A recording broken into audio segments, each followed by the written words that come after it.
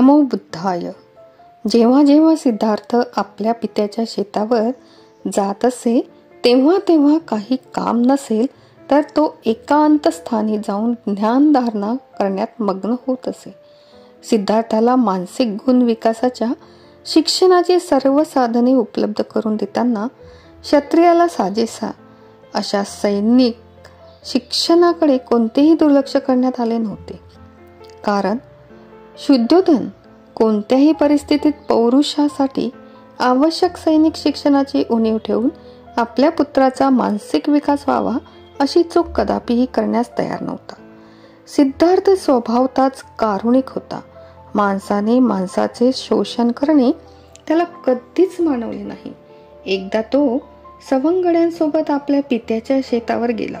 तेथे त्याला तोकड्या वस्त्रांनीशी रखरखत्या उन्हात शेत नांगरणारे, बांध बंदिस्त करणारे, वृक्ष तोडणारे श्रमिक दिसले. हे दृश्य पाहून त्याचे हृदय भरून आले. एका माणसाने दुसऱ्याचे शोषण करावे हे उचित आहे काय, असा प्रश्न त्याने आपल्या सवंगड्यांना केला. श्रमिकांनी श्रम करावे आणि स्वामींनी त्यांच्या श्रमाची फळे भोगावीत हा न्याय कसा होऊ शकतो? काय बोलावे हे त्याच्या मित्रांना समजलेच नाही. कारण त्यांचा जीवनाच्या परंपरागत तत्वज्ञानावर विश्वास होता. हे तत्वज्ञान म्हणजे श्रमिक सेवेसाठीच जन्माला आला आहे आणि स्वामीची सेवा चाकरी करणे ही त्याची नियती आहे. शाक्य व प्रमंगल नावाचा उत्सव साजरा करीत असत. पेरणीच्या प्रसंगी साजरा केला जाणारा हा एक ग्रामीण उत्सव होता. या दिवशी प्रत्येक शाक्याने स्वतःचे शेत स्वतः नांगरावे ही प्रथा होती. या प्रथेचे पालन सर्वांना अनिवार्य होते. सिद्धार्थाने या प्रथेचे पालन केले. तो स्वहस्ते आपली शेत जमीन नांगरत असे. जरी सिद्धार्थ बुद्धिमान होता तरी त्याला शरीरश्रमाची घृणा नव्हती. तो क्षत्रिय कुलोत्पन्न होता. त्याला धनुर्विद्या अवगत होती. अन्य शस्त्रविद्येत तो प्रवीण होता. तरीही त्याला अकारण प्राणीमात्रांना ठार करणे आवडत नसे. तो मृगया दलासोबत मृगयेस म्हणजे शिकारीस जाण्यास नकार देत असे. त्याचे मित्र त्याला म्हणत असे, तुला वाघाची भीती वाटते? व्यंग दाखवीत तो म्हणत असे, मला माहीत आहे तुम्ही वाघांची मृगया करणार नाही. तुम्ही निरुपद्रवी अशा मृगांची, सशांची मृगया करणार आहात. त्याचे मित्र म्हणत, हवं तर तू मृगयेत सहभागी होऊ नकोस, पण तुझे मित्र कसा अचूक लक्षवेध करतात निदान ते तरी बघायला तू ये. अशी निमंत्रणेही सिद्धार्थ नाकारीत असे. तो म्हणे, मला गरीब निरुपद्रवी प्राण्यांचा हत्या होताना पाहणे आवडत नाही. सिद्धार्थाच्या या आणि अशा प्रवृत्तीविषयी प्रजापती गौतमीला खूप चिंता वाटत होती. ती त्याच्याशी युक्तिवाद करीत असे. ती म्हणे, तू हे विसरतोस की तू क्षत्रिय आहेस. युद्ध करणे हे तुझे कर्तव्य आहे आणि युद्धकला मृगयेनेच अवगत होऊ शकते. मृगयेने अचूक लक्षवेध साध्य करता येतो. लढवया वर्गासाठी मृगया म्हणजे प्रशिक्षण शाळाच होय. सिद्धार्थ बरेचदा गौतमीला विचारित असे, परंतु माते, क्षत्रियाने युद्ध का करावे? आणि गौतमी उत्तरेत असे, कारण ते त्याचे कर्तव्य आहे. तिच्या या उत्तराने सिद्धार्थाचे कधीही समाधान होत नसे. तो गौतमीला विचारित असे, मला हे सांग की माणसाने माणसाला ठार मारणे हे माणसाचे कर्तव्य कसे होऊ शकते? गौतमी प्रतिवाद करायची. ही अशी प्रवृत्ती संन्याशाला शोभते, परंतु क्षत्रियाने लढलेच पाहिजे. जर ते लढले नाहीत तर राज्याचे रक्षण कोण करणार? परंतु माते, जर सर्व क्षत्रिय परस्परांवर प्रेम करू लागले, एक दुसऱ्यांसोबत प्रेमाने राहू लागले, तर हत्या न करताही त्यांना आपापल्या राज्याचे रक्षण करता येणार नाही काय? सिद्धार्थ विचारित असे. गौतमी निरुत्तर होऊन त्याला त्याच्या मनस्थितीत सोडून जात असे. ज्ञानधारणेत सहभागी होण्यासाठी तो आपल्या विशिष्ट मित्रांना प्रेरित करीत असे. तो त्यांना ज्ञानासाठी योग्य प्रकारे आसन मांडण्यास शिकवित असे. विशिष्ट विषयावर चित्त केंद्रित करण्याचे धडे तो त्यांना देत असे.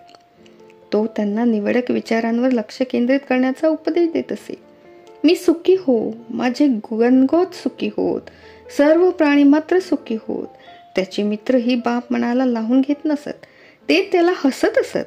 डोळे लावून ते ज्ञानाच्या विषयावर ज्ञान केंद्रित करू शकत नव्हते. त्याऐवजी त्यांच्या मनचक्षुपुढे मृगांची मृगया दिसत असे किंवा पंचपक्वानांची ताटे दिसत असे. त्याच्या मातापित्याला त्याचा हा समाधीकडील कल आवडत नसे. त्यांना ही प्रवृत्ती क्षत्रियांच्या जीवनाशी विरोधी आहे असे वाटत असे. सिद्धार्थाचा असा दृढ विश्वास होता की योग्य विषयाची ज्ञानधारणा केल्यास जगात सर्वत्र मैत्री भावना विकसित होऊ शकते. तो आपल्या मुद्द्याचे समर्थन करीत असे. जेव्हा आम्ही जिवंत सृष्टीविषयी, प्राणीमात्रांविषयी विचार करतो तेव्हा आमच्या मनात भेदाभेद उपजतात. आम्ही शत्रूंपासून मित्रांना वेगळे करतो. आम्ही पाळीव प्राण्यांपासून मानव प्राण्याला वेगळे करतो. आम्ही आमचे मित्र आणि पाळीव प्राणी यांच्यावर प्रेम करतो. आम्ही शत्रू आणि जंगली श्वापदांचा द्वेष करतो. या द्विधा वृत्तीवर आम्ही विजय मिळवलाच पाहिजे. व्यावहारिक जीवनाचा स्तर उंचावणे ज्ञानधारणेच्या माध्यमातूनच शक्य आहे. त्याची विवेकबुद्धी अशी होती. त्याचे बालपण हे अत्यंत करुणामय होते. एकदा तो आपल्या पित्याच्या शेतावर गेला. मध्यान्ह समयी झाडाखाली विश्राम करीताना तो आसमंतातील शांती व सौंदर्याचा आस्वाद घेत होता. अशा स्थितीत तो बसला असताना नेमका त्याच्या पुढ्यात आकाशातून एक पक्षी येऊन पडला. पक्षी बाणाने घायाळ झाला होता. बाण त्या पक्षाच्या शरीरात खोलवर रुतला होता. वेदनाने तो पक्षी तडफडत होता. सिद्धार्थ त्या पक्षाच्या सहाय्याला धावून गेला. त्याने पक्षाच्या शरीरात रुतलेला बाण काढला.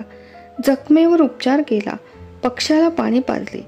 त्याने पक्षाला उचलले. तो जेथे बसला होता तेथे परत आला. त्याने पक्षाला वस्त्रात गुंडाळले आणि त्याला ऊब यावी म्हणून आपल्या छातीशी धरले. या निरपराध पक्षाला कोणी मारले असावे याचे सिद्धार्थाला आश्चर्य वाटले. तेवढ्यातच त्याचा आतेभाऊ मृगयेच्या वेशात अस्त्रशस्त्रासहित त्याच्या पुढे उपस्थित झाला. त्याने सिद्धार्थाला सांगितले की त्याने आकाशात उडणाऱ्या एका पक्षाला बाण मारला. बाण पक्षाला लागला. पक्षी घायाळ झाला. थोडे अंतर उडत जाऊन पक्षी जवळपासच कुठेतरी पडला. नंतर देवदत्ताने सिद्धार्थास विचारले, तू तो पक्षी पाहिला का? सिद्धार्थाने होकारार्थी उत्तर दिले आणि त्याने त्याला तो पक्षी दाखवला. पक्षी आतापर्यंत पूर्णपणे स्वस्थ झाला होता. देवदत्ताने तो पक्षी त्याच्या स्वाधीन करावा अशी मागणी केली. सिद्धार्थाने सपशेल नकार दिला. दोघात निकाराचा विवाद सुरू झाला.